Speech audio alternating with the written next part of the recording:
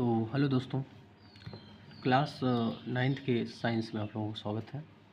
आज एक नया चैप्टर परमाणु की संरचना पर हम लोग बात करेंगे। ठीक है, इसके पहले मैंने और भी चैप्टर्स क्लास नाइन्थ के फिनिश किए हुए हैं, उसकी प्लेलिस्ट बनी हुई है। आप एटॉमिक कोचिंग क्लासेस चैनल पर जा कर के देख सकते हैं, या इसी में वीडियो के चैनल पर आप देख सकते हैं। यही चैनल है एटॉमिक कोचिंग क्लासेस। ठीक है, आप इतना सर्च करेंगे तो आपको ये चैनल मिल जाएगा। ठीक है, और इस पर बहुत सारी वीडियोस हैं जिसे आप देख करके और अपनी आपको मतलब अपने अंदर बहुत सारे सुधार ला सकते हैं। तो चलिए ज़्यादा बातें नहीं, इसको हम लोग चैप्टर्स को पढ़ते हैं और समझने की कोशिश करते हैं। तो अभी हम एनसीईआरटी कवर कर रहे हैं। अगर आप चैनल पर नए हैं तो चैनल को सब्सक्राइब ज़रूर कर लें। तो देखिए यहाँ पर क्या है, अध्याय 4 है। अध्याय 3 में हम पढ़ चुके हैं कि पदार्थ परमाणुओं और अणुओं से मिलकर बने हैं। ये बातें आपको पता होनी चाहिए कि जो पदार्थ है, पदार्थ मतलब जितनी भी वस्तुएं हैं जो स्थान घेरते हैं, जिसके पास भार हो, उन्हें हम लोग पदार्थ कहते हैं। तो पदार्थ परमाणुओं और अणुओं से मिलकर बने, ठीक है ना। अणु से मिलकर अणु से मिलकर पदार्थ बनता है, परमाणु से मिलकर अणु बनता है। ठीक है, ये परमाणु सबसे छोटा कण है, इससे ही अणु बनता है, और अणु के बाद अणु से मिलाएंगे तब जाके पदार्थ बनेगा। तो ये बातें आपको क्लियर होंगी, छोटी छोटी बातें। अब देखते हैं आगे। विभिन्न प्रकार के पदार्थों का अस्तित्व उन परमाणुओं के कारण होता है जिनसे वे बने हैं। तो कहना यही चाहते हैं कि जो विभिन्न प्रकार के पदार्थ हैं उनका अस्तित्व छोटे छोटे चीज़ों से ही होता है, छोटे छोटे परमाणुओं से ही वो बड़े होते हैं। ठीक है, अब प्रश्न उठता है कि फर्स्ट वाला, किसी एक तत्व का परमाणु दूसरे तत्व के परमाणुओं से भिन्न क्यों होता है। यहाँ पर क्वेश्चन उठ रहा है, जरा मैं इसे ऊपर करता हूँ। ठीक है, हाँ, आप देखिए यहाँ पर पहला क्वेश्चन उठ रहा है कि किसी एक तत्व का परमाणु, जैसे सोडियम है, ऑक्सीजन है, तो किसी एक तत्व का परमाणु दूसरे तत्व के परमाणु से भिन्न क्यों होता है। क्यों सोडियम का जो परमाणु है और जो ऑक्सीजन का परमाणु है, उन दोनों में भिन्नता क्यों है, ये क्वेश्चन उठ रहा है। ठीक है, और सेकंड क्या है कि परमाणु वास्तव में अविभाज्य होते हैं। तो इनके बारे में आपको बातें आगे बताई गई होंगी क्लास 9 में कि परमाणु जो है अविभाज्य नहीं है, परमाणु को भी विभाजित किया जा चुका है, जिसमें आपके 3 मूल कण मिले हैं, एक इलेक्ट्रॉन, प्रोटॉन और न्यूट्रॉन। ठीक है, जैसा कि डाल्टन ने प्रतिपादित किया था, या परमाणुओं के भीतर छोटे अन्य घटक भी विद्यमान होते हैं। इस अध्याय में हमें इस प्रश्न का उत्तर मिलेगा। ठीक है, देखिए यहाँ पर लिखा है, डाल्टन ने उसे बताया था। हम अपरमाणु कणों और परमाणु के विभिन्न प्रकार के मॉडलों के बारे में पढ़ेंगे, जिनसे यह पता चलता है कि ये कण परमाणु के भीतर किस प्रकार व्यवस्थित होते हैं। तो इस चैप्टर में हम लोग देखते हैं कि परमाणु के अंदर जो कण हैं उपस्थित, वो किस प्रकार से उपस्थित है। ठीक है, तो इसमें तरबूज मॉडल आता है, बहुत से मॉडल हैं, इसे हम लोग देखेंगे। ठीक है, चलिए आगे बढ़ते हैं। 19वीं शताब्दी के अंत में वैज्ञानिकों के समक्ष सबसे बड़ी चुनौती थी परमाणु की संरचना। परमाणु की संरचना को लेकर के जब 19वीं शताब्दी चल रही थी, उसमें बहुत ही क्रेज़ था कि ये परमाणु किस प्रकार से बना हुआ है और कैसे इसके अंदर चीज़ें हैं। तो उसको लेकर के परमाणु की संरचना और उसके गुणों के बारे में पता लगाना, परमाणुओं की संरचना को उन अनेक प्रयोगों के आधार पर समझाया गया है। परमाणुओं के अविभाज्य न होने के संकेतों में से एक संकेत स्थिर विद्युत तथा विभिन्न पदार्थों द्वारा विद्युत चालन की परिस्थितियों के अध्ययन से मिला। तो पहला ये कारण मिला था जिससे बताया जा रहा था कि भाई परमाणु अविभाज्य है। तो आगे बढ़ते हैं। ठीक है, आपको दिख रहा है कि नहीं, ये हम देखना चाहते हैं थोड़ा सा। हाँ, अब एडजस्ट हो गया। ठीक है, तो देखिए लिखा है कि पदार्थों में आवेशित कण, पदार्थों में जो आवेशित कण होते हैं वो कौन कौन से हैं। पदार्थों में आवेशित कणों की प्रकृति को जानने के लिए आइए हम निम्न क्रियाकलाप करते हैं। क्या क्रियाकलाप करना है, देखिए यहाँ पर लिखा है। सूखे बालों पर कंघी कीजिए। क्या कंघी कागज़ के छोटे छोटे टुकड़ों को आकर्षित करती है? तो हाँ, करती हैं, क्योंकि आपने बचपन में ये चीज़ें कर रखी हैं कि आप कंघी की जगह पेन को अपने सर पर रगड़ते हैं और छोटे छोटे कागज़ के टुकड़े अपने आगे रखते हैं, छोटे छोटे, और उन्हें उस रगड़े हुए पार्ट को उसके पास ले जाते हैं, तो उसके ऊपर क्या करता है, चिपकने का कोशिश करता है। तो ये कार्य होते हैं। और आगे हम लोग चलते हैं। ठीक है, हाँ, यहाँ दिख रहा होगा। कांच की एक छड़ को सिल्क के कपड़े पर रगड़िए और इस छड़ को हवा से भरे गुब्बारे के पास लाइए। क्या होता है, ध्यान से देखिए। ये वाला भी आप किए होंगे। इन क्रियाकलापों से क्या यह निष्कर्ष निकाल सकते हैं कि दो वस्तुओं को आपस में रगड़ने से उनमें विद्युत आवेश आ जाता है? तो हाँ, ये बात तो है कि दो वस्तुओं को जब हम आपस में रगड़ते हैं तो वो वस्तुएं क्या हो जाती हैं, आवेशित हो जाती हैं। यह आवेश कहाँ से आता है? इसका उत्तर तब मिला जब यह पता चला कि परमाणु विभाज्य है। तब मिला इसका उत्तर जब पता चल गया कि भाई परमाणु क्या है, विभाज्य है।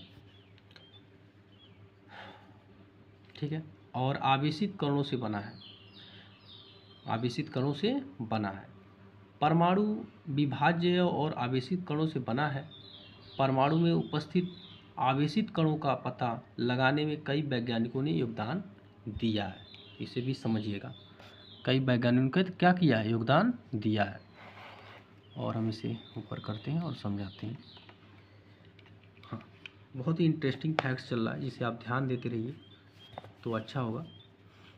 19वीं शताब्दी तक यह जान लिया गया था कि परमाणु साधारण और अविभाज्य कण नहीं है। जब वो 19वीं शताब्दी थी तो उस समय लोग मान लिए थे कि भाई परमाणु विभाजित नहीं किया जा सकता है, लेकिन बल्कि इसमें कम से कम एक अपरमाणु कण इलेक्ट्रॉन विद्यमान होता है, जिसका पता जे टॉमसन ने लगाया था। 19वीं शताब्दी तक यह जान लिया गया था कि परमाणु साधारण और अविभाज्य कण नहीं है, 19वीं शताब्दी में। लेकिन उसके बाद क्या पता चला कि भाई इसको जब परमाणु को मतलब और विभाजित किया गया तो उसमें इलेक्ट्रॉन विद्यमान है, ये पता चला, जिसका पता किसने लगाया था, जे टॉमसन ने। क्वेश्चन पूछा जाता है कि इलेक्ट्रॉन की खोज किसने की, तो जे टॉमसन ने लगाया था। इलेक्ट्रॉन के संबंध में जानकारी प्राप्त होने के पहले ही गोल्डस्टीन ने 1886 में एक नए विकिरण की खोज की, जिसे उन्होंने केनाल रे का नाम दिया। किसका नाम दिया था, कैनाल नाम रे का। उससे पहले ही, टॉमसन से पहले गोल्डस्टीन ने किया था, केनाल रे का नाम दिया। ये किरणें धनावेशित विकिरण थी, जिसके द्वारा अंततः दूसरे अपरमाणु कणों की खोज हुई। इन कणों का आवेश इलेक्ट्रॉन के आवेश के बराबर किंतु विपरीत था। किंतु क्या था, विपरीत था। ठीक है, इनका द्रव्यमान इलेक्ट्रॉनों की अपेक्षा लगभग 2000 गुना अधिक होता है। इनको प्रोटॉन नाम दिया गया था। क्या नाम दिया गया था, प्रोटॉन। तो वैसे तो यहाँ पर आप देख रहे हैं, ठीक है, प्रोटॉन नाम क्या कर दिया गया, उसको दिया गया जो धनावेशित था। सामान्य इलेक्ट्रॉन को ई की पावर देखिए माइनस लगाने से, ठीक है, के द्वारा, और प्रोटॉन को पी पॉजिटिव के द्वारा दर्शाया जाता है।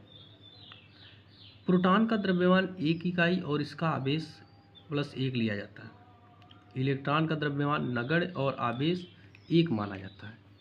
ठीक है, ये चीज़ें आप ध्यान दीजिएगा कि इलेक्ट्रॉन को ई से और प्रोटॉन को पी पॉजिटिव, ई निगेटिव और पी पॉजिटिव से इन दोनों को करते हैं, मतलब डिनोट करते हैं, प्रदर्शित करते हैं। तो आप यहाँ समझ लीजिए कि जो इलेक्ट्रॉन की खोज थी टॉमसन ने, ठीक है, जे टॉमसन ने, और जो प्रोटॉन की खोज थी रदरफोर्ड ने की थी। लेकिन यहाँ रदरफोर्ड का नाम नहीं आ रहा है, यहाँ गोल्डस्टीन को लिखें, लेकिन रदरफोर्ड ही लिखा रहता है। ठीक है, कई जगह। और हम लोग आगे चलते हैं और चीज़ों को समझने की कोशिश करते हैं। ऐसा माना गया कि परमाणु प्रोटॉन और इलेक्ट्रॉन से बने हैं। देखिए, बताया जा रहा है परमाणु किससे बने हैं, प्रोटॉन और इलेक्ट्रॉन से, जो परस्पर आवेशों को संतुलित करते हैं।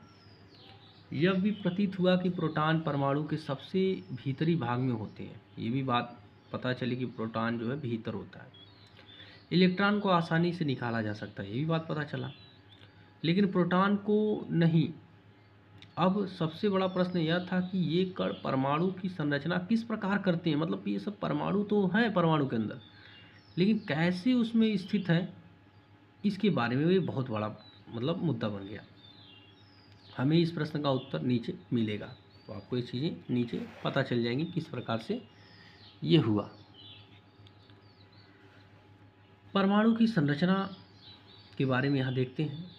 हमने अध्याय 3 में डाल्टन के परमाणु सिद्धांत के बारे में पढ़ा है।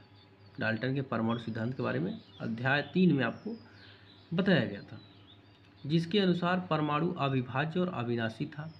लेकिन परमाणु के भीतर कौन कह रहा कि परमाणु अविभाज्य अविनाशी है? डाल्टन, ध्यान दीजिएगा। लेकिन परमाणु के भीतर दो मूल कण इलेक्ट्रॉन और प्रोटॉन की खोज डाल्टन के परमाणु सिद्धांत की इस धारणा को गलत साबित कर दिया। जब इलेक्ट्रॉनों की खोज हो गई, इलेक्ट्रॉन प्रोटॉन की, तो उनकी धारणा क्या हो गई? गलत हो गई। ठीक है, आगे बढ़ते हैं।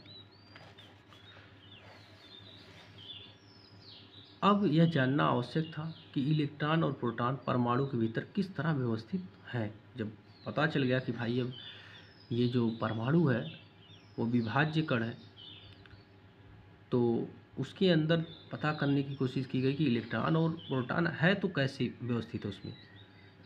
इसको समझाने के लिए बहुत से वैज्ञानिकों ने भिन्न भिन्न प्रकार के मॉडल को प्रस्तुत किया। जे टॉमसन पहले वैज्ञानिक थे। जे टॉमसन पहले वैज्ञानिक थे जिन्होंने परमाणुओं की संरचना से संबंधित पहला मॉडल प्रस्तुत किया। ये भी क्वेश्चन बनता है कि जे टॉमसन वो पहले वैज्ञानिक थे जिन्होंने परमाणु की संरचना से संबंधित पहला मॉडल प्रस्तुत किया। टॉमसन का परमाणु मॉडल, क्या नाम था उसका? टॉमसन का परमाणु मॉडल। ठीक है, टॉमसन का परमाणु मॉडल समझते हैं क्या है टॉमसन का परमाणु मॉडल। टॉमसन ने परमाणु की संरचना से संबंधित एक मॉडल प्रस्तुत किया जो क्रिसमस केक की तरह था। कैसा था? क्रिसमस केक की तरह। इनके अनुसार परमाणु एक धनावेशित गोला था। परमाणु क्या था? एक धनावेशित गोला था जिसमें इलेक्ट्रॉन क्रिसमस केक में लगे सूखे मेवे की तरह थे। तरबूज का उदाहरण भी ले सकते हैं, तरबूज में भी बताया जाता है, इसे तरबूज का भी मॉडल कहते हैं, टॉमसन के मॉडल को, जिसके अनुसार परमाणु में धन आवेश तरबूज के खाने वाले, तरबूज को जो खाते हैं आप, खाने वाला जो पार्ट है, जो तरबूज का खाने वाला पार्ट है वो धनावेशित, और जो बीज था, जबकि इलेक्ट्रॉन धनावेशित, गोले में तरबूज के बीज की भांति धसे हैं। ठीक है, लाल भाग की तरह बिखरा था वो प्रोटॉन, और जो इलेक्ट्रॉन थे उसे बीज माना गया था इनके परमाणु मॉडल के अनुसार, जे टॉमसन के। ठीक है, जे टॉमसन के परमाणु मॉडल को इसलिए तरबूज का मॉडल भी कहा जाता है। क्वेश्चन बन चुका है। अब इसमें देखिए, धनात्मक गोला, ये इलेक्ट्रॉन, ये सब इलेक्ट्रॉन है जो बीज है। ठीक है, आगे बढ़ते हैं, चीज़ों को समझते हैं और सीखते हुए आगे चलते हैं। ब्रिटिश भौतिक शास्त्री जे टॉमसन 1856 से 1940 का जन्म 18 दिसंबर 1856 में मैनचेस्टर के कीचम हिल क्षेत्र में हुआ था, और इलेक्ट्रॉन की खोज के कारण 1906 में उनको भौतिक शास्त्र में नोबेल पुरस्कार मिला। इस बात पर भी ध्यान दीजिएगा, ये जीके बहुत ही अच्छा है, पूछ लेगा। 35 वर्ष तक वे कैम्ब्रिज में कैवेंडिश प्रयोगशाला के निदेशक थे, और उनके शोध के साथ सात सहयोगियों को भी आगे चलकर नोबेल पुरस्कार मिला था। इनके सहयोगियों को भी नोबेल पुरस्कार मिला। अब आगे देखते हैं। ठीक है, आपको यहाँ तक दिख रहा होगा ये। ठीक है, चलिए, टॉमसन ने प्रस्तावित किया। अब टॉमसन ने क्या क्या प्रस्तावित किया था जरा समझिए। परमाणु धन आवेशित गोले का बना होता है और इलेक्ट्रॉन इसमें धंसे होते हैं, इन्होंने ये बोला था। ठीक है, ऋणात्मक और धनात्मक आवेश परमाणु परिमाण में समान होते हैं। ये कह रहे हैं कि ऋणावेश और धनावेश दोनों क्या होते हैं? बराबर होते हैं। इसलिए परमाणु वैद्युतीय रूप से उदासीन है। इन्होंने कहा कि परमाणु क्या है? उदासीन है। यदि भी टॉमसन के मॉडल से परमाणु के उदासीन होने की व्याख्या हो गई, किंतु दूसरे वैज्ञानिकों द्वारा किए गए प्रायोगिक परिणामों को इस मॉडल के द्वारा समझाया नहीं जा सका। तो दूसरे जो वैज्ञानिक थे इस मॉडल से वो समझा नहीं पाए। ठीक है, वैज्ञानिकों द्वारा किए गए प्रयोगों के परिणामों को इस मॉडल के द्वारा समझाया नहीं जा सका। जैसा कि हम आगे देखेंगे, तो थॉमसन का मॉडल वहीं तक था। उन्होंने जितनी बातें बताई आपको मैंने समझाया उसे। तो आज के लिए इतना ही। मिलेंगे नेक्स्ट वीडियो में, जिसमें हम लोग देखेंगे कि रदरफोर्ड का परमाणु मॉडल क्या है, इन्होंने क्या उस परमाणु के अंदर जो इलेक्ट्रॉन और प्रोटॉन है उन्हें किस प्रकार से ये बैठाते हैं। आपने पीछे थॉमसन को देखा कि उन्होंने बताया कि तरबूज में धंसे हुए बीज की तरह इलेक्ट्रॉन है और जो लाल पार्ट है वो प्रोटॉन है। उन्होंने इसकी संज्ञा दी थी थॉमसन ने। तो मिलेंगे नेक्स्ट वीडियो में और इंटरेस्टिंग चीज़ों पे हम लोग बातें करेंगे। ये बहुत ही इंटरेस्टिंग चैप्टर है और इस पर बहुत ही ध्यान से मतलब इसे पढ़ना होता है और जानना है। ठीक है, तो चलिए मिलते हैं अगले वीडियो में।